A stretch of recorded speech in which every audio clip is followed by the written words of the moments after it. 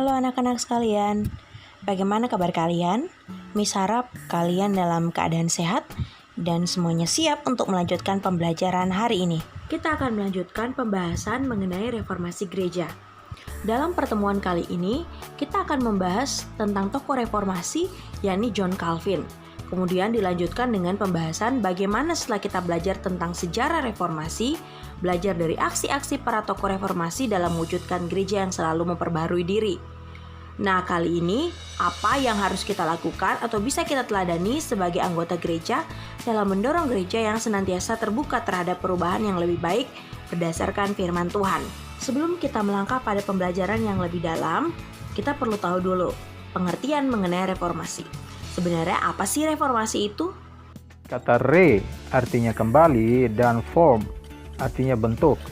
Reformasi diartikan sebagai sebuah gerakan yang bertujuan untuk kembali ke bentuk ajaran agama seperti yang dicontohkan oleh Yesus.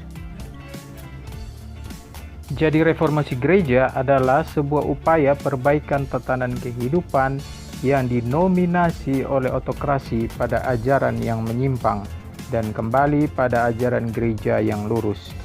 Gerakan reformasi berupa sikap kritis terhadap penyimpangan-penyimpangan yang dilakukan oleh pihak gereja. Sampai di sini jelas bukan?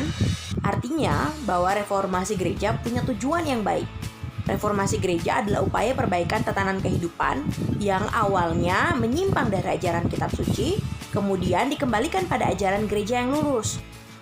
Bila pada pertemuan sebelumnya kita belajar mengenai tokoh reformasi yakni Martin Luther, maka saat ini kita akan belajar mengenai tokoh reformasi lain.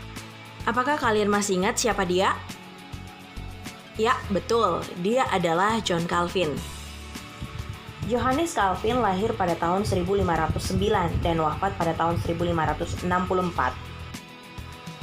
John Calvin adalah seorang tokoh reformasi di Jenewa. Bersama Martin Luther, Zwingli, John Knox, dan para tokoh reformasi lainnya, mereka menggerakkan gerakan reformasi yang ingin mengembalikan ajaran Gereja Katolik Roma yang pada waktu itu tidak sesuai dengan kitab suci. Walaupun begitu, Calvin dan Luther memiliki persamaan dan perbedaan dari segi penafsiran ajaran gereja yang sesungguhnya berdasarkan firman Tuhan. Ada dua di antaranya gagasan Calvin yang terkenal, yakni pertama soal penyucian, yang berarti kehidupan baru yang harus dijalani orang Kristen yang bersyukur atas anugerah keselamatan dari Allah.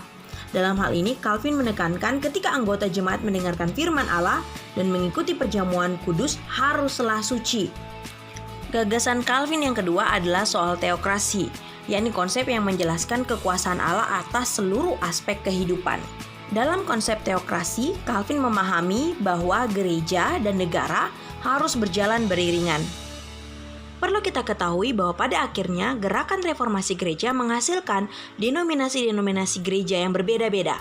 Ada denominasi gereja Calvinis seperti GKI, ada denominasi gereja Lutheran seperti HKBP.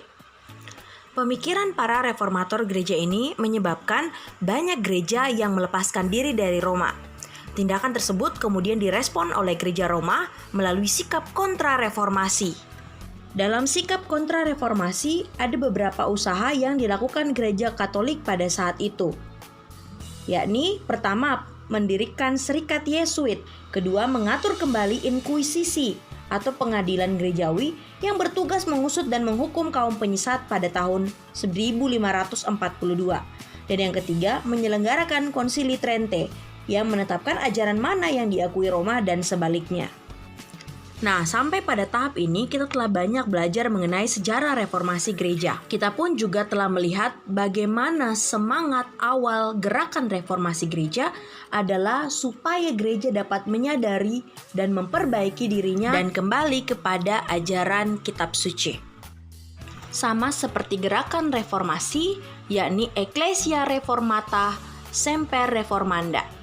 Sebuah semboyan gerakan reformasi yang artinya bahwa gereja yang memiliki kesediaan untuk selalu memperbaharui diri, atau dengan kata lain, pemahaman yang menjelaskan bahwa gereja harus terbuka terus diperbaharui ke arah yang lebih baik berdasarkan ajaran kitab suci. Jadi, semangat reformasi sesungguhnya adalah semangat untuk mencintai kebenaran Alkitab dan penting dilakukan oleh gereja hingga saat ini.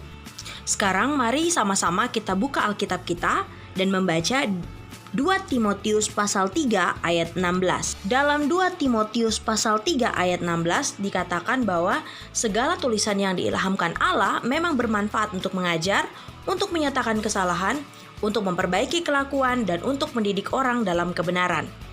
Oleh karena itu, gereja harus selalu terbuka terhadap pembaharuan, terlebih jika arah pembaharuan gereja itu kembali pada ajaran kebenaran firman Tuhan. Ada 4 manfaat yang didapat jika gemar membaca dan mempelajari Alkitab. Yang pertama, Alkitab bermanfaat untuk mengajar.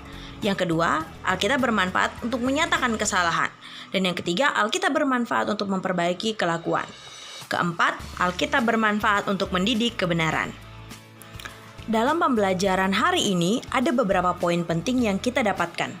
Perbedaan adalah sesuatu yang sulit untuk dihindari. Bahkan dalam gereja pun dalam perjalanannya ternyata berhadapan dengan perbedaan-perbedaan yang pada akhirnya menyulut perpecahan.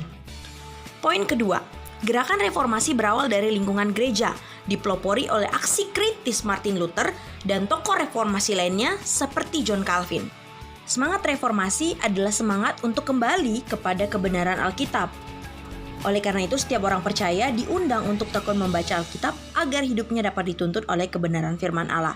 Nah, begitu juga dengan remaja Kristen. Kita sebagai anggota gereja diajak untuk semakin mengenal apa yang menjadi kehendak Allah dengan membaca kebenaran firman Tuhan. Sehingga kita tidak mudah melakukan hal-hal yang menyimpang dari ajaran firman Tuhan. Biarlah semangat reformasi itu terus kita rasakan sampai saat ini. Semakin mengajak kita lebih kritis dan semakin mendekatkan diri kepada kebenaran firman Tuhan, supaya kita tahu apa yang menjadi kehendak Allah bagi kita dan gereja. Demikianlah materi pembelajaran kita pelajaran 3 mengenai reformasi gereja. Terima kasih telah mengikuti pembelajaran hari ini. Tuhan Yesus memberkati.